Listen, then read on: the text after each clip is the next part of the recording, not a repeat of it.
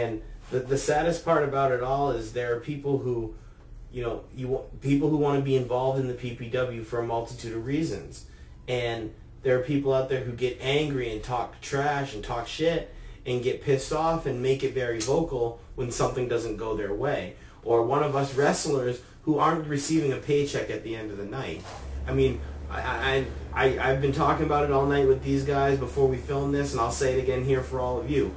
I'm a 280-pound guy. I climbed to the top rope in the PPW ring. You know, if you've been in it, you'll understand it. But regardless if I would have hit the elbow drop on Hoodlum or missed it, I was going to get hurt. Knowing that, I still did it. I mean, if you want to get mad because someone comes up to you and says, hey, you put the wrong music on or you pushed the wrong button, there's no area for you to get upset about it. We try. We all have different roles in the show. And if you can't roll with the punches, then this is not the world for you. And if you can't and you don't get what you want, you have to wait an extra week to get that title shot. That's no reason for you to pick up your ball and go home. And that's no reason to bring your whole crowd of fans away and take away from the other wrestlers who you've worked with and got respect from. Bottom line, okay, is it's childish. It's plain, straight up childish. I mean, we're all adults here. We know that life throws you curveballs, and you can't always have something your way. But you know what? We're all adults, and we all accept that, and we don't pick up our ball and walk away in a huff like children. Okay? Now, that being said, okay, we're here.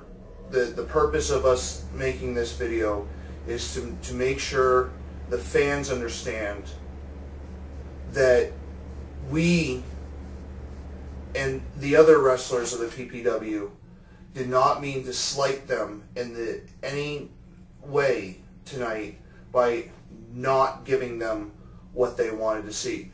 Believe it, we wanted to see all the things that you want to see. We wanted this to be this huge, like, slam bang, like, big last hurrah. And you know what? It fizzled and died before our very eyes. And you know what? That hurt certain people that I know. And it hurt them, like, not like, physical, like Ricker jumping off the top rope. It hurt them here. So you people can say whatever you want. We apologize ahead of time if we're speaking out of turn or whatever. We're merely reacting to the immediate events of this night and certain things we've already seen posted on the internet. Okay, so we're just reacting to this. Maybe in a couple of days things will settle down. People will be like, yeah, I was just upset, whatever, and everything's cool. Then that's great. That's fine. I understand tempers can get heated and you just storm off and you say or do things you don't really mean. But still, it was childish. I did not appreciate it. The other wrestlers at the PPW did not appreciate it. And we all apologize to the rest of the fans that we were not able to provide you with the show that we wanted to provide you with tonight and that you were expecting to see. And believe us, this show has been being planned all day. A majority of the people involved in most of what you were scheduled to see tonight had been there for quite a few hours before the show even began. Okay, there was a lot left unanswered in the past few weeks, and with us being thrown the fact that our arena, where we perform for you each and every week, we've lost that as our arena. Now, I want to clarify also that I don't truly believe PPW's dead. Now, maybe that came out the wrong way, and I had heard it, through the grapevine, of course. But, PPW, it may be over at 10 Hunter Street, but it's not over completely. Now, a lot of people don't realize how much it really affects us as wrestlers to think that, this is about time their season wound down last year, with the exception of the fan appreciation and everything. Yeah.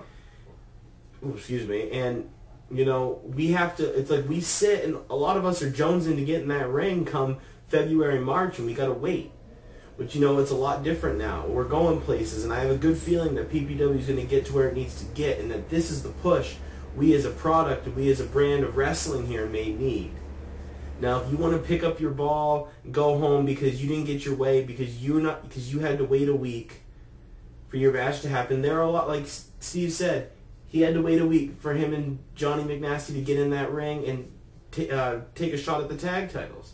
Then, you know, the original 4 match, it's a very historic thing to happen in the ring. It's a sentimental thing. Sparky agreed to wrestle. You know, that never happens. He's got problems from all those years of wrestling and just being crazy. You know, seeing the old school brought out, it's kind of like the original 4 that started this having the honor to perform for you one last time the way it all began.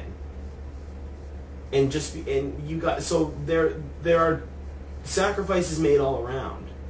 You know, there was a lot of other stuff you guys were supposed to see tonight in that show that you did not get to see. And because one incident is going to shy you away from, you know, a season long of commitment of being there for us as fans, and you know, that's fine. Whatever you guys choose to do with your time is your decision. But you shouldn't make decisions on the quality of our product based on one incident, because believe me, everybody in that locker room has been the victim of some sort of like last minute crisis to either keep them out of a show, make them blow a huge opportunity, have to drop a championship because they can't make it anymore. Those things happen. There's no one person being victimized or singled out here. No.